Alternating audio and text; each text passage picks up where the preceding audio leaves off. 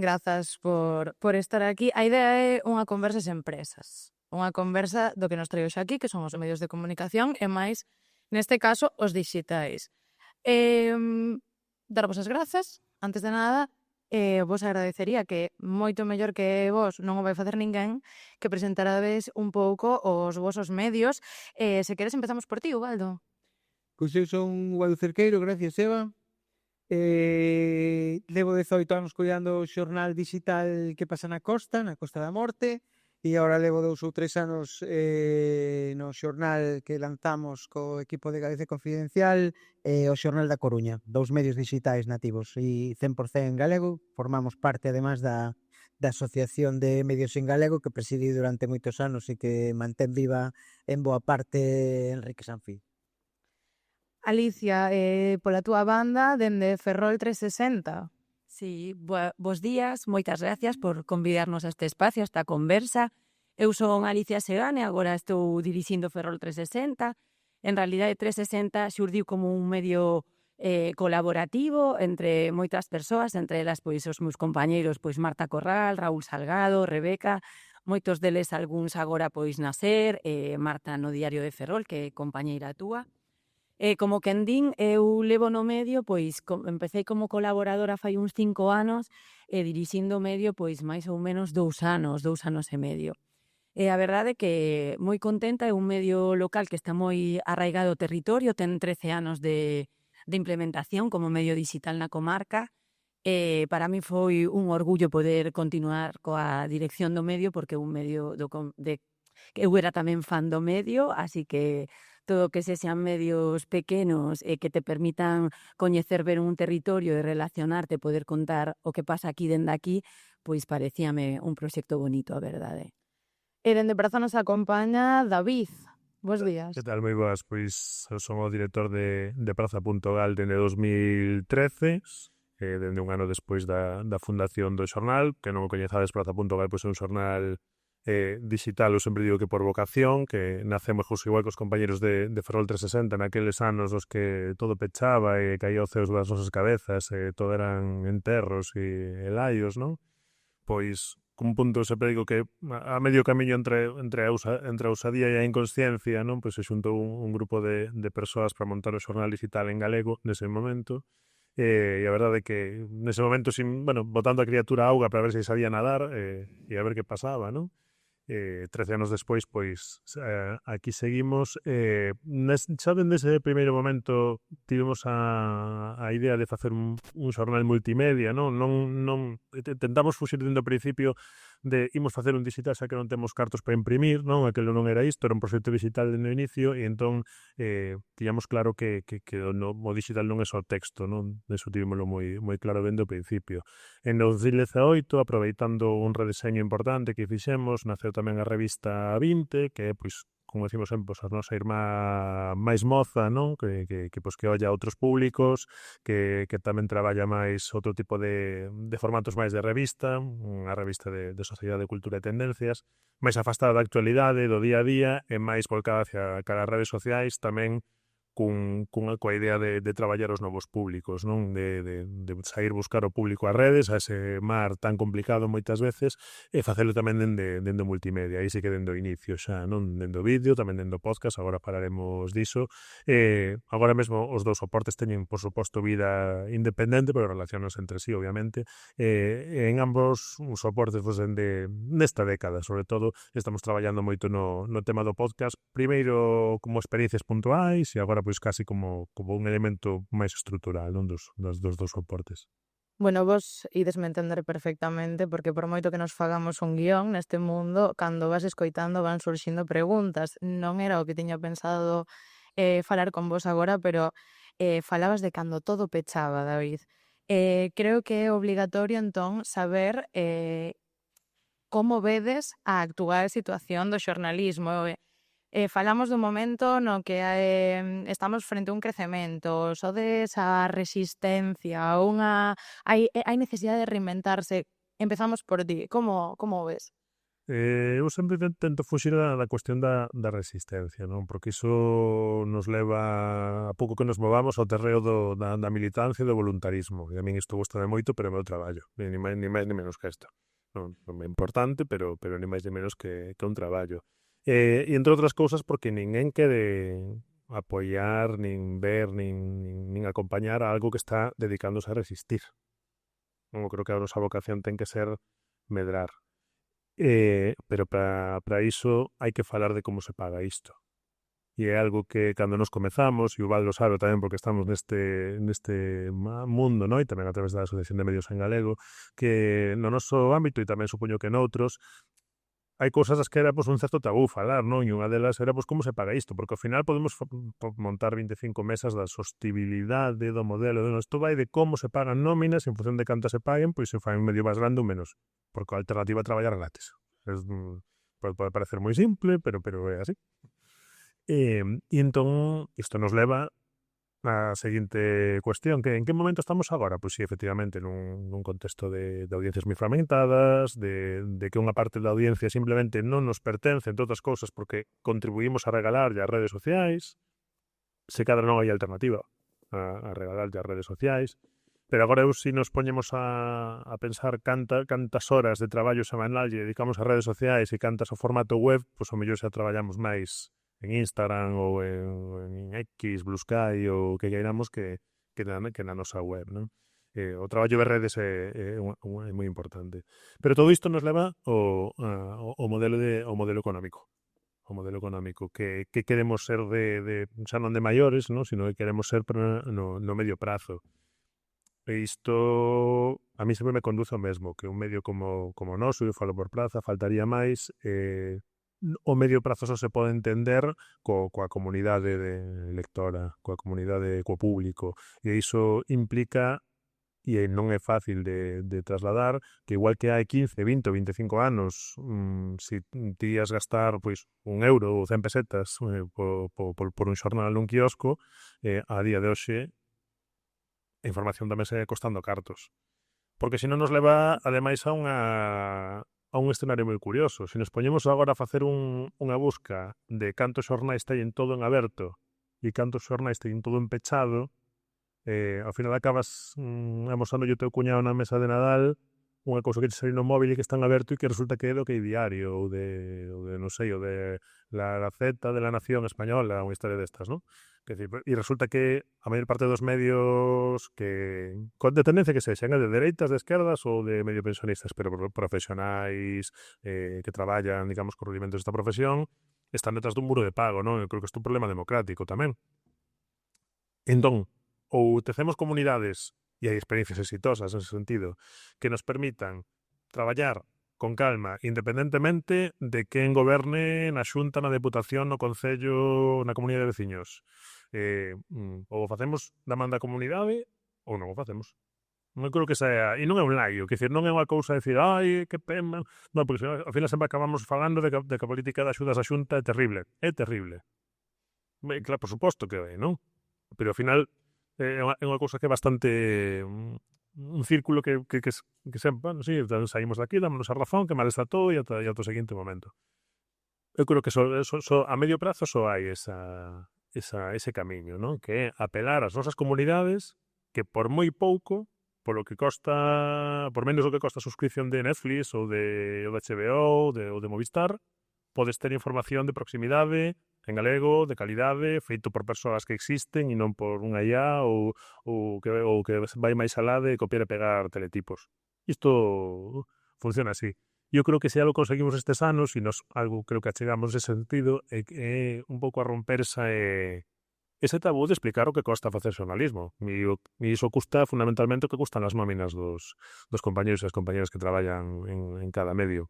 Canto máis socios, socias, lectores, lectoras comprometidos teñamos, pois máis praza, ou máis que pasa na costa, ou máis Ferrol 360, ou máis o que sexa verá. E se non, pois resulta que isto non dá para máis e é o que hai, non? Alicia, como ves? Se te cambiou un pouco a pregunta. Sí.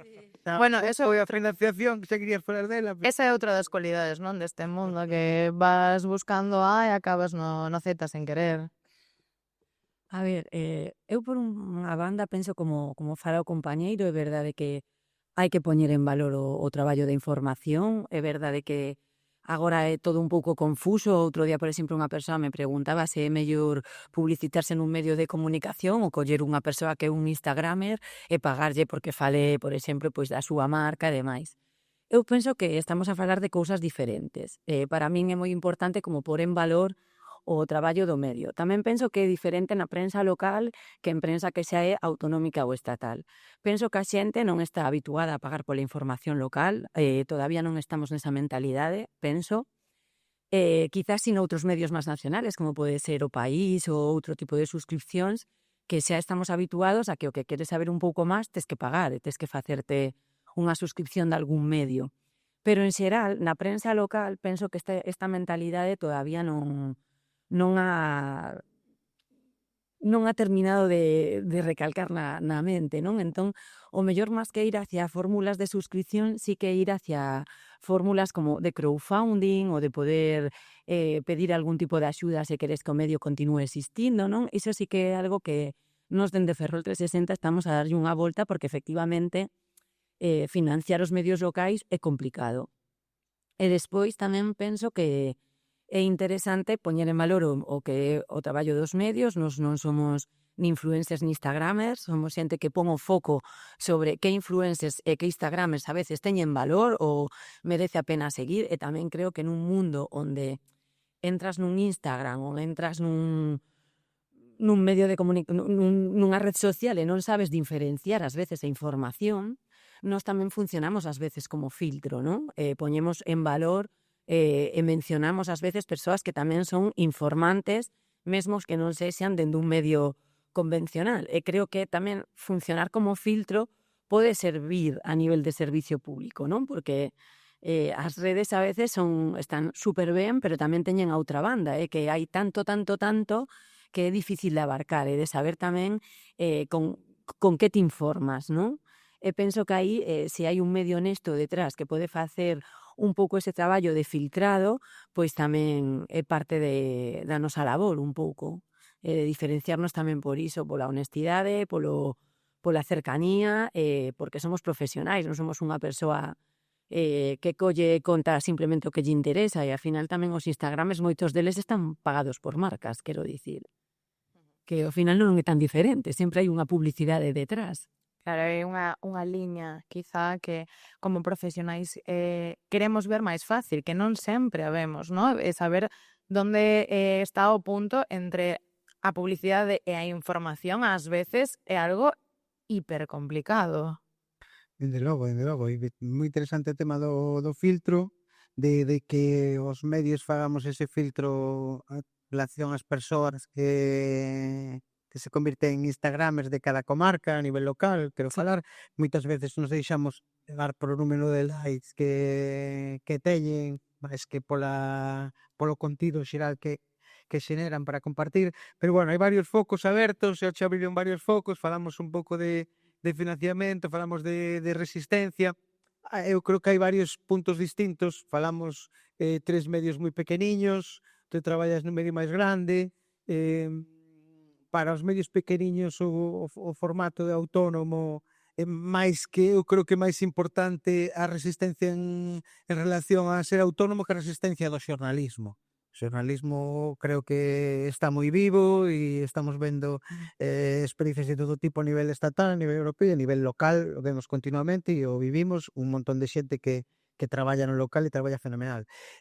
O problema é ser autónomo neste país e pelearte cas administracións, cas axudas, con todas estas, ca conciliación. Falábamos da conciliación, que os dous vinimos no coche e falábamos da conciliación e como fai un pai de familia con 2 fillos e nun horario escolar, como combina Ese outro escolar? melón, ese É un un melón. horario que nunca para, porque estamos sempre, temos que, non é que poidamos parar, temos que estar sempre. Bueno, eu discrepo diso. Que creo que somos un oficio moi de fliparse e urxencias realmente urxentes Non hai tanto. hai moi poucas. Eu sempre digo mesmo cando teño días libres ou algo así, digo, se hai unha urxencia, chamádeme. E unha urxencia é o accidente de Angrois, é unha urxencia. Que se adianten unhas eleccións é unha urxencia. que o presidente da Xunta dixo unha cousa ou que non sei quen anunciou non sei que, case seguro pode esperar a mañá ás 8 da mañá. Case seguro sempre. Digo porque creo que sempre temos esa tendencia e creo que todos e todas pasamos por aí alguna vez, non? Dicir, que periodista, non podemos parar, non temos horarios, non? Incluso é dado escoitar, non, é que quen queira ter de parella un xornalista ten que saber que non ten horarios, non é certo. E máis no digital, non? Porque, por exemplo, no papel pois hai uns ritmos que son os que son, non? O horario de peche o que é, o xornal ten que estar a unha hora no quiosco e non a outra, etcétera, etcétera. Pero o 80% dos temas que damos poden esperar a mañá, case sempre. Se o que queremos é explicar algo con pous, con tranquilidade, e non entrar falábamoslo antes tamén, non? No pim pam pum das declaracións e no que é o máis polémico e la foto de non sei quen que te sorprenderá, non? Eu creo que nese sentido creo que tamén este modelo de medios máis pequenos, que ten moitas desvantaxes, pero pode ter esa vantaxe, non? De romper esas inercias. Acordo que tive un xefe unha vez que un dos primeiros días dixo que xa non había xornalistas porque o día anterior estaba ás 11 da noite na redacción e non quedaba ninguén ali. Pois se cadra o problema non era dos que marchaban, non? Sino Dos que que quedaban. Falabas de que o 80% de cousas pódense publicar mañá. Aquí entra a gran cuestión, ¿no? De nas redes todo inmediato. Que priorizamos aquí?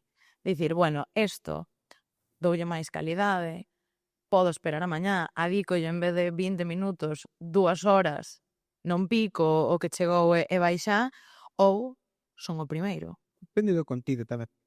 Sí. Chega un accidente que sabes que o vai petar, porque os accidentes son as noticias máis lidas en todos os medios do mundo, e te consigues unha foto rápida de Protección Civil que o tes de mat, e subes unha foto e un texto de nada, e morreu unha persona, eso sabes que é unha emerxencia, non unha urxencia, pero sabes que vai ter o seu recorrido, se che vai dar visibilidade e che leva pouco tempo. Agora, queres facer un traballo un pouco máis elaborado sobre un pleno ou unhas declaracións de non sei que ou unha investigación, non te vas a poñer a facelo aí ás 9 da noite a toda pastilla. Sí, penso que é unha cuestión de equilibrio tamén, porque ás veces eu, por exemplo, teño unha filla, creo que vos tamén, porque falades de conciliación e de que sous pais, cunha filla nunca sabes. Eu, por exemplo, onte, pois a miña filla se puso mala, eu me enterei, eu entraba onte a traballar ás 6, que tiña unha reunión ás 6:30 da mañá, e cando saio a miña parella se ten que ir a traballar, os avós nese momento están un pouco sordos, non atenden o teléfono, e eu tiven que cancelar 2 entrevistas que tiña, e posponelas, entón, ás veces, con fillos, non podes, e se soedes poucas persoas nunha redacción, no noso caso somos 2, eu son medio redacción, medio tamén fago parte comercial, co cal hai que estar un pouco en todas partes. Entón, ás veces para min estou co compañeiro, eu penso que urxente é o caso da Dana, non? Por exemplo, que agora están aí, pois non podes estar o mellor no Ventorro ás 6 da tarde, se está afogando toda a poboación, ou seja, hai cousas que hai que estar. Penso que hai outras cousas que non son tan interesantes tratalas super a fondo e que se te tes no móvil na man, como é o meu caso, e podo publicar algo porque o vexo en fronte de min, non vou perder esa oportunidade porque vou tardar 2 minutos en facelo. Pero outras cosas sí que requiren unha planificación, tomarte un café tranquilamente con alguén, falar, se tes que falar cun escritor, ler primeiro o libro, saber do que vas a falar, quero dicir, creo que hai contidos que te permiten un pouco xogar co que é o super necesario, co que é o respeto do tempo de traballo e co que é tamén sacar unha oportunidade. Eu vou sacar isto agora, que non me custa nada porque está pasando en fronte de min, por que non? Non? Un pouco ter esa capacidade de mediar. É verdade que como caías na locura de ter que ser sempre o primeiro, de conseguir máis visitas, de que todo é para onte, entón podes terminar toleando, e se tes familia e tes nenos que coidar, pois tamén é un engadido. Sí, que se todo é última hora, nada é última hora, non? Ao final, é raro o día no que en antigo Twitter non é trending topic última hora, con independencia do que sexa. Ou se tives un coco farolillo vermello e coa etiqueta urxente, que non sei quen dixo, opinou sobre unha cuestión. É dicir, non...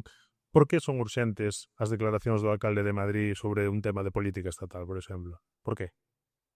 En Madrid son última hora as declaracións do alcalde de Ferrol sobre a política estatal? Non, lóxicamente, non? Pois, por poñer un exemplo un pouco simplón. Eu creo que as redes, tes toda a razón, nos levan a subir unha marcha máis nesa voráxine, non? E tamén son un risco profesional. Hai que entrar nisto porque o está dando xa non sei quen. Que nos tenos pasado, e supoño que en case todos os medios, non? E xa temos metido a pata nunha ocasión por tentar subirte a un carro en marcha e se non aplicas os rudimentos da profesión, é dicir, imos contrastar isto antes de subirnos a ese tema que é moi espectacular ou moi grave ou que sexa, pois acabas matando a alguén que non morreu ou acabas, bueno, pois transmitindo un dato que non é exacto ou que non é verosímil, non? E iso non quere decir hai cousas que son última hora, por suposto que sí, faltaría máis. Pero eu creo que se queremos realmente aplicar iso que dicimos moitas veces en este tipo de foros, non? De pues, máis temas propios, máis en profundidade, menos cousas pero máis traballadas. Entre outras cousas porque a batalla contra os xigantes aí non a imos gañar nunca. É imposible. É dicir, non comíos competir con redaccións de 200 persoas. Claro. En cantidade e en rapidez non imos gañar nunca, en ningún momento. En calidade, ás veces podemos gañar, por suposto que sí, pero mellor, é dicir, nós cando sacamos a serie de reportaxes sobre os residuos nucleares no Atlántico, foron meses de traballo. Unha persoa dedicada non só a iso, pero con ese tema durante meses, e sacamos unha información moi boa, en profundidade, interactiva, consultamos creo con 12 organismos internacionais diferentes. Claro, iso leva tempo. E que che contesten, e comprobar, e a documentación, e non sei cantos, e falar cos que foron na expedición do Xurelo no seu momento para ver... Que dicir, isto leva tempo. Iso hai unha maneira de facelo que é con tempo. Porque senón, se nos poñemos a facer churros, pois evidentemente, primeiro que é algo moi frustrante, porque sempre imos perder, e despois que ademais a nivel, digamos, de condicións laborais, que dicir, eu teño un fillo, pero cando non o tiña tamén tiña vida fora do traballo. É unha vida, claro. Agora, digamos, hai unha urxencia máis vital, non? Porque non podes deixar o cativo na escola ata as 9 da noite porque se que rueda dijo unha cosa. Pero creo que tamén te axuda a situarte un pouco, non? Incluso máis o que é urxente e o que non. Pero máis alá diso, e tamén esta é unha cuestión, xa antes decía que se fala pouco normalmente se falaba pouco de como se paga isto, se fala pouco das condicións laborais tamén, non? Estamos contando conflitos laborais de todo o mundo menos do noso sector. Porque hai reaccións tan virulentas nos grandes medios contra o mal chamado Estatuto do Bolseiro. Que resulta que de repente igual descubrimos como hai redaccións de vacacións no mes de agosto e hai medios que siguen saindo á rúa. Maxia, non? Como pode ser iso?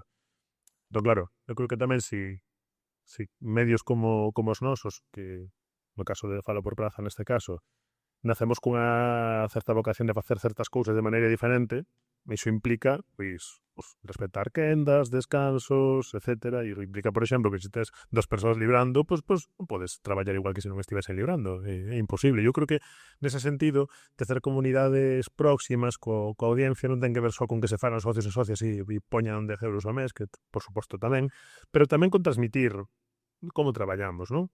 Pues, cando nos equivocamos pedir desculpas, cando facemos ben compartilo coa audiencia, e, por exemplo, nos ao principios de verán normalmente contamos esos socios e socias, bien, pues a partir desta data empezan as quendas de vacacións, polo tanto, si imos producir menos ata setembro, porque se en lugar de estar 5 ou 6, pues imos estar 2 ou 3. Isto, obviamente, pois funciona así. Non, eu creo que isto tamén é interesante compartilo porque é todo máis de verdade, non? Eu creo, e creo que non hai que intentar que isto teña un plus de misterio, de maxia, non? De como isto é ni máis ni menos que un traballo moi importante socialmente, cunha responsabilidade social moito máis elevada que outros traballos, pero dado que é un traballo, pois é que creo que é honesto explicar como se fai, non?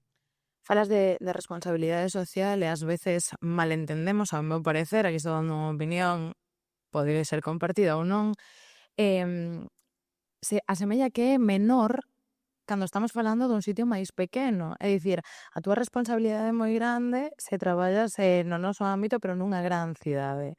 Vos, además, da cuestión digital, de que apostades por un formato no que xa non solo vivimos dos textos, incorporamos newsletters, vídeos, galerías, informacións interactivas, que eso era algo que fai relativamente pouco, era algo prácticamente impensable.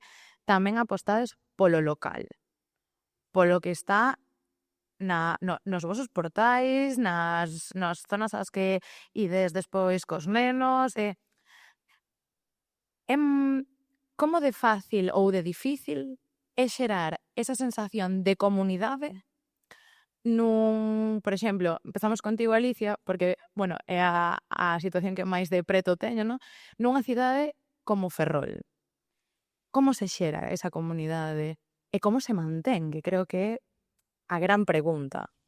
A ver, eu penso que no noso caso o feito de que, primeiro, sen moito romanticismo, eu penso que o momento no que se creou o medio todavía éramos o primeiro nativo digital. Entón, nos collemos moitísimo público digital e moita xente que coñeceu a Ferrol 360 e aquí eu falo sempre polo traballo dos meus compañeiros, porque non podo falar en primeira persoa porque todo ese traballo inxente que fixeron os meus compañeiros os fixeron eles, non os fixen eu. Era un traballo onde moitos periodistas colaboraban e cada un ten as súas propias fontes, a súa familia, os seus amigos, outro colega que traballa non sei onde que me informa disto, do outro. Entón, moitas veces nos na redacción dicimos ás veces un periodista non é ninguén sin os seus contactos, non? Moitas veces, moitas información te las pasa alguén que as viviu en primeira persoa e que ti despois tamén contrastas. Non é todo que ti estés aí 24 horas xerando esa relación, sino que esa relación se vai xerando pouco a pouco, co tempo, a xente te vai empezando a seguir, ti te chegas un día en primeira persoa a preguntar e ao final toda esa relación co territorio se vai dando tamén ao longo dos anos e despois nesa comunidade digital vese reflexado. Eu imagino que o compañeiro que tamén traballas nun diario local en Costa da Morte, que tamén é un sitio un pouco como Ferrol, pequeno, tamén verás que co tempo, ao principio ao mellor a xente, eu penso cando eu comecei a seguir Ferrol 360 era como o novo. Por que continuei? Eu porque era moi fan de 360, porque para mí era un periódico que te contaba as cousas diferentes, que ás veces comentaba pequenas cousas do que lle pasa a un comerciante, da despedida dunha tenda, de que os nenos dun colexio saíron á ruda disfrazados, están pola calle cantando a canción dos limóns de Ferrol. O sea, quero dicir, calquera cousa que é moi cotidiana é noticiable porque a xente o que lle interesa da súa vida máis próxima ás veces non son os presupostos de casi 100 millóns de euros, que isto é moi frustrante tamén, porque cando eu te escoito falar e a verdade é que me empato moito co que di el de praza, no? De esa información reposada que tardas un mes en facer, que tes moitísimas fontes que mirar primeiro, pero es que no ámbito local ti te das conta de que podes traballar moitísimo unha información, estar meses encima dela e que despois a repercusión é mínima, porque a moita xente o que lle interesa é como o día a día, as cousas que teñen máis que ver cos seus veciños, eso tamén penso que é algo local que tamén se ten que pôr en valor, non? Porque no local podes facer un traballo tamén reposado, a mí é o meu favorito, se xa podes falar cunha persoa que adicase pois ao teatro, cun director, coa xente que está preparando unha peza, cun escritor, con moitísimas cosas que te podes parar e tes outras que son, como falamos, non é cuestión de facer todo churros, pero tes que facer tamén, ás veces, moitos churros tamén, non? Moitas pequenas cousas do día a día que ás veces son as máis sinxelas e que a xente lle interesan. E penso que eso te empata moito coa comunidade tamén, porque ao final estás falando do teu veciño, da filla dun veciño, non? É algo do máis próximo tamén.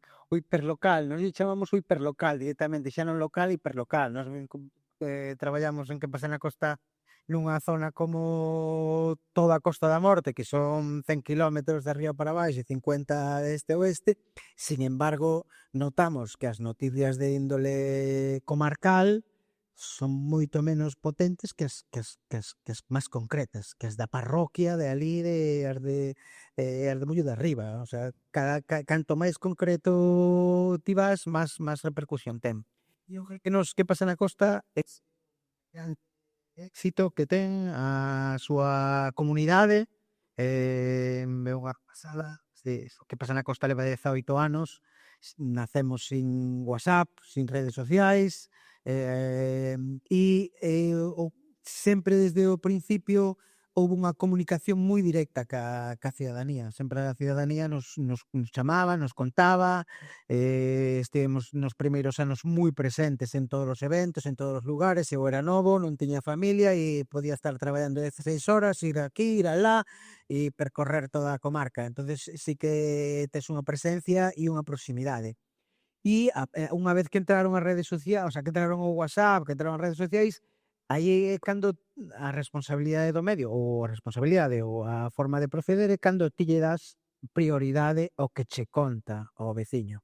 E é verdad que falaba David que son modelos completamente distintos, o de Praza que de Que Pasa na Costa, non somos unha información moito máis xenérica, menos repousada, non temos tanto tempo para investigar e demais, pero sí que lle damos prioridade ao que nos conta o veciño. Contrastamos, pero lle damos prioridade a que nos conta o veciño. Entonces, cando o veciño se ve que usas a información que che dá, pois está contigo, te apoia, te volve a mandar. Nos podo dicir que o máis do 50% das fotos que publicamos en Que Pasa na Costa son de xente, nos non temos un fotógrafo que mandar a un evento. Temos a Manolo, que é o veciño dali de Corcubión, que cando hai un evento, pois vai por ali e sabe que nos lle publicamos, non son dunha calidade boísima, pero sabe que nos estamos aí de alguna maneira, ou utilizamos a súa aportación como colaboración para darlle unha visibilidade a cada acto. Entón, esa rede de colaboradores nos temos feito encontros de colaboradores nos que lle pedimos, nos que agradecemos a colaboración. Traballamos moito co fútbol da Costa, de feito falabas da responsabilidade social corporativa e nos utilizamos o fútbol da Costa que como un ente con un ente social xa, máis que un deporte, un ente social, é unha potencia que con moito interese e con moita potencia social e todos os anos facemos uns partidos solidarios nos que recaudamos fondos para unhas asociación. Este ano vamos facer unos para unha ONG de Costa de Marfil que traballa na zona da Costa da Morte. O ano pasado contra Mi Princesa Red e de Pase Niño, a xente con discapacidade ou enfermedades. Entonces utilizamos toda esa rede de colaboradores que temos tamén a través do fútbol da Costa, que nos envían resultados, que nos envían crónicas, que nos envían fotos, para intentar sacar esa vinculación xa social do medio co territorio. Falabas de Mi Princesa Red, que curiosamente este ano Ferrolterra fíxose eco, e tanto Ferrol como Narón, os dous concellos máis grandes da zona, pois, por exemplo, os bombeiros de Narón creo que foron os últimos, se non Galicia, en anunciar un calendario solidario que, curiosamente, traspasa as fronteiras de Ferrolterra, tamén se vende na Coruña este ano, e de aí un pouco a unha pregunta que fago tanto a título profesional como personal de curiosidade. Existen medios locais, pero existen posibles vías de comunicación e de colaboración entre estos pequenos medios. É viable unha situación na que, por exemplo, dende a Costa da Morte se chegue a Ferrol ou a Coruña por unha causa conxunta e a peza funcione de forma única ou non? Pois nós temos varias experiencias. O que pasa é que a Asociación de Medios en Galego ten moita voluntad, pero se non é por Enrique hai pouca man de obra, digamos.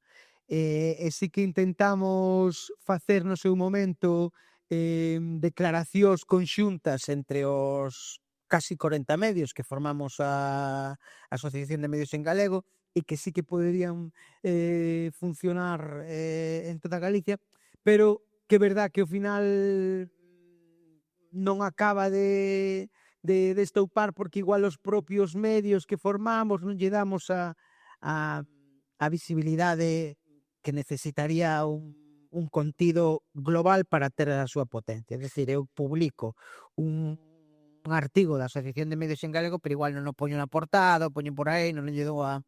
E iso nos pasou un pouco a varios dos medios que formamos a Asociación de Medios en Galego.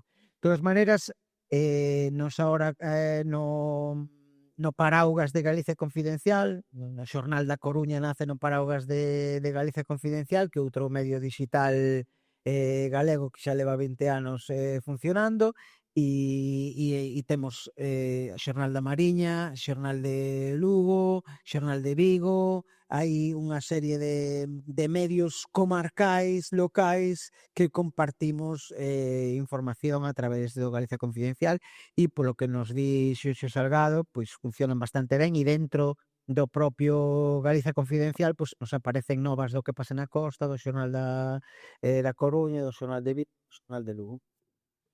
Eu creo que a colaboración entre medios, ou destes, bueno, mi decir novos medios, cada vez menos novos, non? Afortunadamente. Nos sempre tivemos claro desde o principio, e tamén polo propio proxecto da Fundación Praza Pública, cando crea Praza.gal, é a apertura a colaboración con outros medios, en dúbida, do que temos, e eu personalmente tamén teño máis dúbidas, é o de producir contidos conxuntos por sistema. Porque se aspiramos a que isto sexa un país medio normal, os medios temos liñas editoriais diferentes, e non pasa nada. Todo o contrario, de feito, creo que é moi san. E, por exemplo, que haxa 20 ou 30 ou 40 medios en galego non quere decir que teñamos a mesma visión sobre un determinado asunto. Outra cousa, creo que é positivo, e participamos en unha iniciativa, e creo que iso está moi ben, poder unirnos para cousas conxuntas, para iniciativas informativas ou de outro tipo, non? Eu creo que é unha cousa bastante século XX, basear a tua identidade en negar a dos demais, non? Eu creo que en Galicia vivimos bastante esa realidade de que hai cousas que si tal cousa sai nun medio non pode sair noutro, que ti, digamos, levas a tua cabeceira como se fora a camiseta do teu equipo e os demais non existen. Eu creo que iso primeiro que nega a realidade e logo non ten sentido e é pouco práctico, ademais, non? Se eu quero ir facer algo a Ferrol e teño contacto co xente de Ferrol 360 e sei que ademais eles traballan esta formación, por que non podemos facer algo conxuntamente? E unímonos a este proxecto, sen compromiso, para nada máis. O día seguinte, pois cada un fai o seu traballo. Nós, desde o comezo, traballamos con licencias abertas, ademais, co cal, nese sentido, pois, constas nos que hai, pois, ao longo destes anos, pois, xente que aproveitou temas nosos para outras cosas, pois, onde mesmo falaba coa xente de Euqué, de Ourense, por exemplo, que van a aproveitar os temas nosos de memoria histórica para facer un proxecto en vídeo e demais.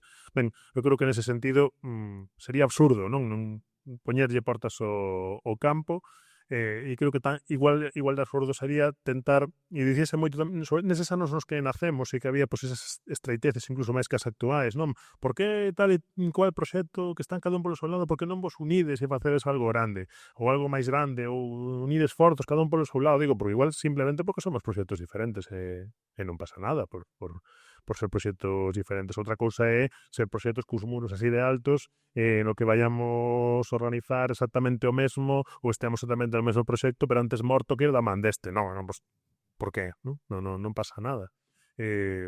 Nunca aspiramos a ser os únicos en nada, non? Eu creo que é absurdo. Non somos nin os únicos digitais, nin os únicos en galego, nin os... Non, afortunadamente, non? É un mal asunto. Se algún día somos o único digital en galego, non? Aí xa nos podemos botar a tremer, non? Porque se somos os últimos, a continuación imos nós, non? Pero creo que tampouco é ningún drama decir, non, pois isto non, acórdome cando comentaba o Ubaldo antes, non? Aquela a iniciativa que houber de publicar a mesma información en todas as cabeceiras. Eu creo que iso é unha cuestión problemática, uniformizadora e casi perigosa, non? Eu aí sí que non me vexo, pero colaborar, por que non? E ademais, eu creo que no ámbito local quen máis sabe dos sitios é quen está sobre o terreo e quen máis pon a cara, ademais, non? Eu comentaba outro día un compañeiro de praza que moitas veces se pon pois, non altar, non sei quen que está de correspondente en Berlín, en París, as presións que ten que non, as presións pasas quen está seguindo o pleno municipal, logo fala co concelleiro, que dice, oye, que é lo que me puxeches e tal. Esas son as presións. E logo resulta que esas son as presións. O sea, Teño medo. E non poder tomar un café. Claro, que estás tomando un café. Tomar o café no bar así, Claro, e rápido. iso é, eu antes de traballar en praza traballei en todas as cousas facendo radio local e ese é o tema, non? Cando chamas e cando descolles o teléfono e te chama menganito da asociación non sei que ao día anterior lle gustou o que fixeches con tal tema ou tal asunto. Esas son as presións, non? Ou da institución de turno que che di que se volve isto, esa publicidade, olvídate que xa non volves ter. Esa é a presión, non? O que te atacan cunha motoserra na porta do local, porque non tes ninguna seguridade. Non entraba no risco físico, non? Estás nun primeiro piso cunha porta cerrada que non entra ninguén. Claro, tes que todos os días son un dilema moral nese sentido. Eu o café o tomo moi tranquila, a xente non me... gracias a Deus non me para ninguén pola rúa, nin deste non, eu estou tranquila, pero, bueno, es verdade que cando publicas certas informacións, bueno, pues si recibes ás veces amenazas, amenazas de todo tipo bueno, non se pasa ben. Eu nunca, o sea, o vexo e digo, realmente ser periodista local corres moito risco porque ti eres moi achegado aos teus vecinos, a xente te pon cara, sabe enseguida onde podes vivir, quero dicir, ti ao final tomas unha información fas unha información en Madrid e ti te vas a unha hora de onde estás, ou a túa cara non a coñecen nese barrio, pero cando a ti te pasa algo nun sentido máis achegado, pois tamén ás veces te estás xogando un pouco, non sei, eu ás veces sí que, sobre todo con estas cousas que hai agora moito de peleas, un pouco máis de violencia, xente que de repente parece que está un pouco todo tolo, non sei se é unha cousa da corrente do aire ou que está a pasar, pero é verdade que van pasando así como sucesos un pouco que te deixan flipado, sí que tes que ter ás veces un pouco de prudencia, non? Tamén. Despois nesto que falábamos das colaboracións, que eu quedei así un pouco como catacroque, porque é verdade que eu penso que por unha causa concreta, un pouco na liña do que falaba el, por exemplo, que falabas ti de síndrome de Rett. Eu no síndrome de Rett, por exemplo, que a rapaza que saíu en Ferrol, ademais estivo no estudio, para min é unha persoa achegada. Eu o que era me preguntar, isto tamén me podo pôr en contacto co outro medio? Eu, non es que podas, es que tes que facelo. E además imos facelos entre todos, é dicir, eu nese sentido non teño unha sensación de competitividade, porque penso que hai causas que están por encima de que unha persoa sea dun xornal e doutro. Para min hai cousas que teñen que estar en todos os medios, ou seja, se unha cousa é importante para a sociedade ou pode gañar investigación nunha enfermidade que hoxe lle pasa a esa rapaza e mañá te pasa a ti, pois claro que creo que é algo nos que todos podemos volcarnos. E cun medio local doutro sitio, por exemplo, no caso do Redd, podería haber unha campaña en conxunto, pero despois noutros temas penso que o que ten os medios locais é que o que a xente lle interesa é un pouco esa parte do que pasa aquí, do que lle pasa ao meu veciño, sí. E cando pasa a un veciño, o mellor, de Costa da Morte ou de outra cousa, ou un proxecto que non pode xa ter que ver con algo que sea unha causa máis común, quizás sexa un pouco máis complicado, pero tamén se lle podería dar unha volta, quero dicir. O dixeches e eu recollo tamén a prenda. Nos sempre dicimos que temos ali en Corcubión un activista palestino, un oftalmólogo que leva 40 anos ali vivindo e que leva dado 1000 charlas. Eu de feito estive en Palestina, a través un pouco del para coñecer pai 10 anos o como estaba aquelo, e sempre dicimos de exemplo que conocemos mellor que pasa en Gaza ou que pasa en Cisjordania que na Barbanza, e temos a Barbanza aí a media hora no coche. Bueno, estou convencida polo que estades a contar sucesos top 1 en Leídas. Estou convencida de que os sucesos da Costa da Morte ou de Coruña chegan a Ferrolterra. Estou convencida de que as últimas trifulcas ocurridas aquí na cidade naval chegaron ás vosas cabeceiras. Sí, iso sen dúbida, pero creo que iso tamén ten que moito que ver con unha cousa que a mí me obsesiona un pouco profesionalmente, que é que temos unha esfera pública galega absolutamente disfuncional, absolutamente precaria. Total. Podemos ir preguntar a Lugo quen é Inés Rei, ou podemos ir preguntar a Vigo quen é Miguel Fernández, ou podemos preguntar pola Coruña que pasa en Ourense, máis alá de que Jácome non sei que, non? Pero casi en todas esas cidades podemos preguntar que dixo xa Ayuso e casi todo o mundo o sabe, non? E sabe casi se xa almorzou ou se co que vai cear hoxe o alcalde de Madrid, non? Eu creo que iso ten que ver con que temos unha esfera pública galega absolutamente ibada, non? E dire, no que a política galega parece política estranxeira, no que os alcaldes e alcaldesas das cidades que non son a túa ou da vila, que non é a túa os da comarca, son seres extraños, pero temos un bombardeo absoluto de cousas que, pues, a nivel de enriquecemento, de coñecemento pode estar moi ben, pero que na tua vida diaria che afecta o máis mínimo se Almeida corta unha calle para que pase la Fórmula 1, non? É dicir, unha cousa absolutamente irrelevante para a tua vida diaria. E en Praza, dentro da nosa dimensión, que é pequena, tentamos contribuir a esa construción dunha esfera pública galega no que se fale de cousas que nos afectan. E iso ten que ver, por exemplo, co que o señor de Lugo saiba si abrir Ferrol o mar vai ou non vai, por dicir algo de relativa actualidade, non? Ou por saber si o Porto Exterior da Coruña efectivamente vai acabar implicando que se transforma a fachada marítima do interior porque xa está todo no Porto Exterior, por poñer outro exemplo próximo, non? Porque senón, eu creo que ao final vivimos nunha esfera pública un pouco extraterrestre, e creo que unha parte da resposta a ese problema pasa por ese tecer redes para que dende o ultralocal, que ninguén máis que quen está sobre o terreo sabe diso, poidamos alimentarnos que trazamos un relato galego das cousas, non? E dende aí creo que aí sí que pode haber unha vía para a colaboración en plano de igualdade, por suposto, non? De cara a que nos, por exemplo, ahora en 20, desde fai un tempo, temos unha serie que se chama 20 na vila, que imos a pasar un día nunha vila a contar como se vive ali, non? E, pois, empresas significativas ou iniciativas cidadanas interesantes ou simplemente, pois, como se vive ali, non? E realmente temos un feedback positivo porque realmente hai xente que non sabe nada de Melide, ou de Monforte, ou de Viveiro, ou de Corcubión. Pero sí que sabe, collamos por caso, que pasa... Está claro, é dicir, e entón eu creo que iso, sin querer pecharse no mundo, digamos, no máis próximo, por suposto, que ten que haber oco para todo, faltaría máis, pero eu creo que estas iniciativas máis microlocais, máis ultralocais, poden contribuir a paliar esa carencia e polo menos a compensar un pouco a balanza, non? Porque como se non sabemos tanto de Ayuso, pois non pasa nada, non? Podemos vivir exactamente igual de tranquilos e de tranquilas, pero igual sí que é interesante saber que lle pasa ao veciño que está a 50 kilómetros. Sí, penso tamén que hai agora co tema das redes, eu penso que o que se moitas veces máis a xente ve, que dicías, estou segura de que os últimos sucesos que ocurriron en Ferrol vanse coñecer en toda Galicia, se me apuras nas teles nacionales tamén. Eu penso que porque agora estamos tamén un pouco, vou facer un pouco de autocrítica, pero é un pouco periodismo basura.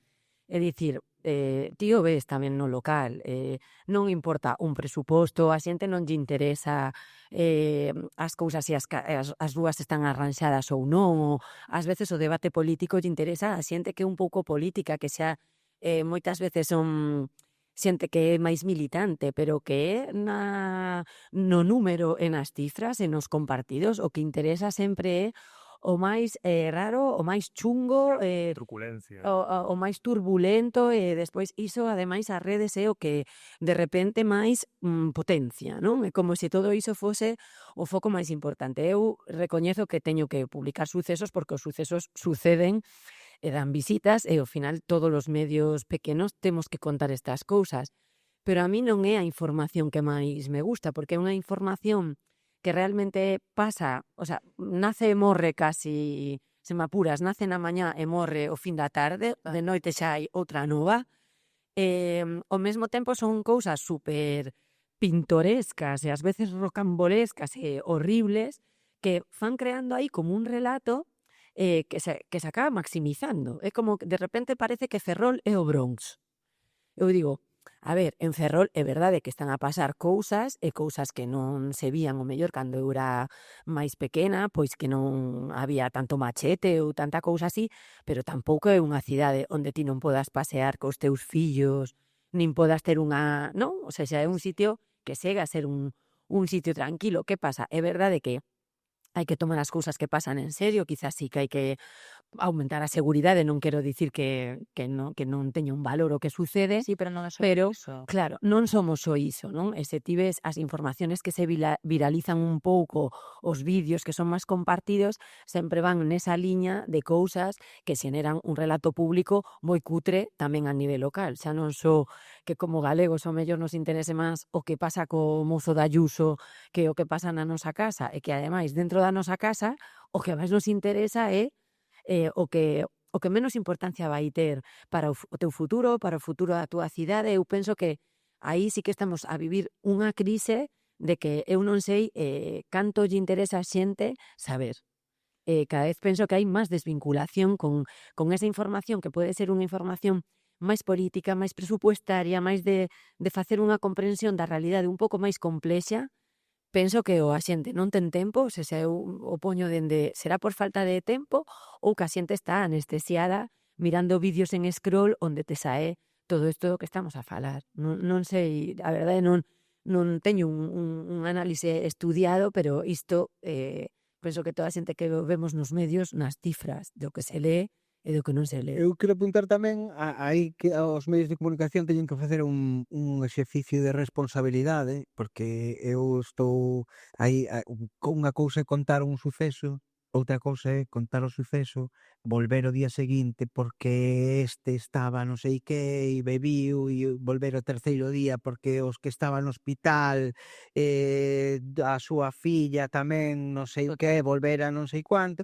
Entonces hai medios, e non hai máis que ver a Voz de Galicia, o sea, a Voz de Galicia, concretamente na Fana de Carballo, que é a que máis sufro, ou a Televisión de Galicia ahora, a través dos reels que publica, que en Instagram, a Televisión de Galicia, que é unha cousa lamentable. Sí, De 4 noticias que hai interese, 3 son historias lamentables eu creo que aí ten que haber unha responsabilidade por parte dos medios, sobre todo os máis grandes, sobre como si tratas o suceso e despois como tratas os sucesos. Me iba a dicir algo semellante, non? Non teño resposta. Unha das respostas sí que ten que ver coa responsabilidade profesional. Un vídeo que chega a través que alguén che manda grabado co móvil de alguén pelexándose na rúa non é xornalismo. Non o é. Por moitos clics que dea, non o é. Porque non o é, e punto. E eu creo que eso deberíamos telo todo o mundo claro. Outra cousa é que acabes contando que sucedeu aí aplicando as ferramentas profesionais. Comentaba Ubaldo o tema de como a Corporación dos Medios Públicos decidiu medrar en redes sociais. Bueno, que son opcións, non? A costa de que, non? A costa de que Osborne e peleas. Ahora, claro, é dicir, eu creo que Que- xa sen entrar nas opcións de entretemento, que a min poden gustar máis ou menos, pero é entretemento, pero que, bueno, Galicia non é nin a do Telexornal, nin a do Galicia Noticias, non? Nin esa Arcadia feliz, nin ese territorio perigoso no que só hai drogas, ocupas, pelexas e tal, non? Un Pero discurso do medo. Pero claro, pero máis alá da broma, estamos nun momento no que temos que decidir se imos aquí ou imos ás tripas. O que funciona todos sabemos o que é. Todos sabemos o que Todos sabemos o que é. Que decir, si queremos clics, todos sabemos como se conseguen. Conséguese con violencia, con sexo, con truculencias varias. E está na responsabilidade de que editamos medios a da que marcha queremos ou estamos dispostos a subir. E de aí tamén a importancia de o que le dicía ao principio. Se ti tes unha comunidade que por trás que tamén financia o que faz, pode renunciar a un lote de clics. De clics que son como as calorías valeiras, non? Dicir, pois, Claro. podes ir ao mercado, podes comer patatas de bolsa, vale? Pois se tes unha comunidade que te soporte, isto, pois, igual isto tiña 20.000 clics, pero tiña aquí unha reportaxe que me vai dar 200. E xa está. E non pasa nada. Millón pesos e o mellor non se viraliza, claro. O do machete vai se viralizar moito máis. E ademais non dá traballo, porque che chega o vídeo, poslle o logo, se queres ver máis, clica aquí, ala, veña, pa diante, seguinte. Claro. Bueno, non sei como vamos de tempo, Quique. Acabamos. Vale, dar vos as gracias Quero facer unha pregunta ali, perdón. por... un documentario. Una misi.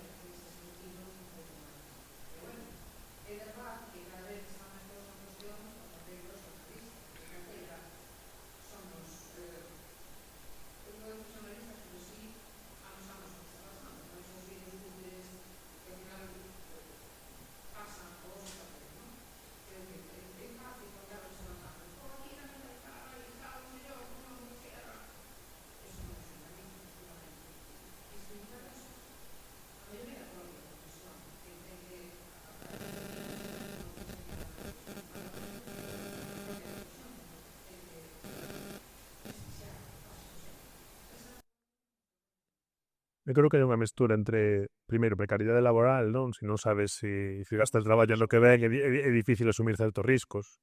Eso, hai unha parte que se explica, que tengo, creo que se explica por aí.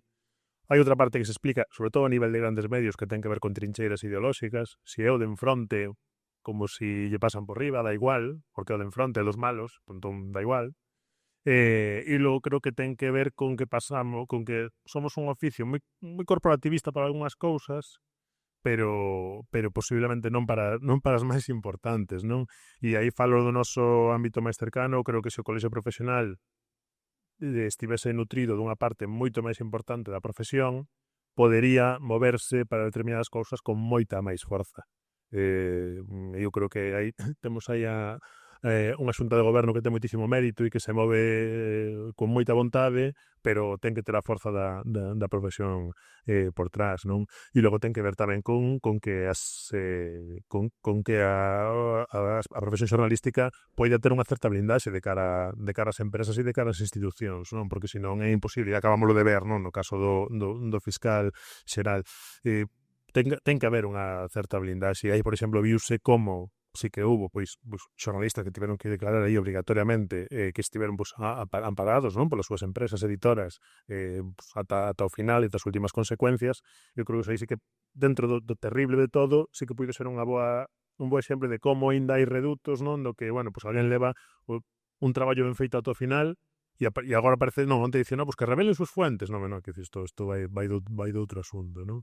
Pero xa no nivel máis próximo, e o mellor en casos que non son tan graves, non, ou tan mediáticos, ou con consecuencias tan graves, eu creo que ten que ver fundamentalmente cunha mestura deses dous elementos, non? E con ter, eu creo que un pouco máis de vocación de gremio profesional e un pouco menos, e ter claro que despois de que seña porque levamos 20 anos de crises sucesivas, de que non estamos 2 centímetros por riba do chan, o sea, que somos un colectivo profesional máis, pero cunha responsabilidade social extra, e entón iso quere dicir que temos que ter certas garantías reforzadas, non? E que nos permiten a súa vez reaccionar cando suceden cousas como esta, ou cando hai agresións á liberdade de expresión e de prensa moito máis próximas, que en Galicia tamén as temos, eu decir, todos os días, bueno, moi frecuentemente. Eu lembro, con isto remato, cando Praza levaba moi pouco tempo nun consello da Xunta, que se lle negou preguntar a unha compañeira de outro medio de comunicación, e hubo unha reacción, eu diría que prácticamente espontánea por parte de todas as persoas que estábamos ali, dicindo que iso era unha vergoña, con independencia de que eu non comulgase coa liña dese medio, non? Eu creo que iso, o movimento de estás andando, e ten que ver tamén con iso. E sí que é certo que eu creo que, e aí estou completamente de acordo contigo, que teríamos que ser os propios cabeceiros, os propios profesionais, que contribuísemos a expulsar a quen é outra cousa, a quen é agitador, a quen é publicista, a quen é un influencer que vende o seu produto, pero que non traballa a información, non? Que traballa con outra cousa que pode ser lícita ou non, pero que non é xornalismo, que outra cousa. Queredes engadir algo? Eu creo que na profesión, sinceramente, falta un pouco de humildade a veces, o que dicía el de que pensamos que estamos igual por encima do ben e do mal, e corporativismo. Eu creo que cada un vai na súa pelexa diaria e se preocupa pouco do lado. Así que pida. Si, eu penso un pouco parecido. É verdade que nunca hai manifestacións do gremio polo que cobramos polas horas que facemos. Cubrimos todas. Cubrimos todo, que sempre, día do traballo, e ti a cubres, van os da CIC a protestar pola sanidade, e ti o cubres, e ti despois pensas, pero si eu podería estar E aquí. se manifestar, a ver quen o conta, ese é o tema. Claro, a ver quen o conta. Claro, pero se todos os xornalistas imos a manifestarnos, ninguén o vai estar contar. Imos ter repercusión porque somos nós, no? Ao final. Eu nesa pregunta en concreto, se me permitides dar un momento o meu punto de vista, eu son bastante crítica en xeral, non solamente comigo como profesional, son tamén co resto. Considero que é unha parte esencial deste traballo. Nese caso, para min hai unha cuestión básica debaixo, que é o machismo institucional, esa impunidade que siguen tendo certos cargos e que vai sendo así. Avanzamos, pero se sigue a ver profesionalmente que en moitas ocasións, eu ademais dentro da xente que está agora na cidade traballando neste ámbito, atrévome a dicir que son das máis novas. Estaríamos un par de compañeiras máis e eu, que non chegamos aos 30 anos, e sí que eso tamén influe. E despois, creo, polo que eu podo ver ou o que eu sinto, polo menos, é que temos un estatus para moita xente, pero para moita outra non. O estatus é algo moi subxectivo. Estamos aquí, pero hai quen nos mira dende aquí. Estamos nun punto álxido, temos unha labor increíble, chulísima, e que a nós nos gusta, porque senón non apostaríamos por isto, porque moitas veces económicamente ninguén apostaría por este ámbito. E entón a xente que nos ve dende aquí é como, que maravillo, que facedes, pero tamén estamos aquí pa moita xente, estamos moi por debaixo. É unha forma tamén de vernos que dá esa autorización, moi entrecomilladamente, porque non considero que ninguén teña autorización para desprestexar a ninguén polo que fai, seña quen seña e teña o oficio que teña, porque os oficios socialmente son unha cousa complementaria. Entón, bueno, non sei se a resposta conxunta tanto dos meus compañeros como a miña. A mí quería comentar unha cousa que penso que moitas veces o que falamos isto de todos sabemos o que é o xornalismo e o que non o é verdade, pero tamén moitas veces dentro dos medios locais, cando ti non tes moitos medios, publicar un vídeo a ti te va a dar unha visibilidade e unha resposta, tamén non nos podemos engañar. A nós temos que ter xente que nos paga tamén, temos que tener comerciantes que se anuncian con nós, e esa xente te pide cifras ás veces, esa xente recibe o teu logo no seu teléfono. Entón, que a xente recoñeza simplemente unha marca porque un vídeo o faz viral, non quere dicir, con isto non estou dicindo que eu pense que hai que viralizar calquer tipo de violencia, porque eu mesma no exercicio da profesión penso sempre que facer con este fenómeno que tamén para nós é un fenómeno novo, porque non todas as persoas estábamos habituadas a traballar cunha violencia que é gravada en directo e que te la están pasando casi 10 minutos despois de que suceda. É dicir, creo que nós mesmos ás veces imos como aprendendo dunha realidade que vai máis rápido que nós. Entón, aí creo que ás veces tamén nos xogan malas pasadas. Dun lado que esta tecnoloxía, esta maneira de estar contando as cousas é ás veces demasiado rápida e outras veces que nós tamén, por outro lado, estamos suxeitos a que o algoritmo funcione, a ter unha serie de clips, ou seja, os clientes a ti te piden cantas persoas leen o medio, cantas persoas os ven, quen repercusións tes nas redes sociais, e a xente que non tenemos a posibilidade de ter suscriptores, non temos tampouco moita outra opción de competir.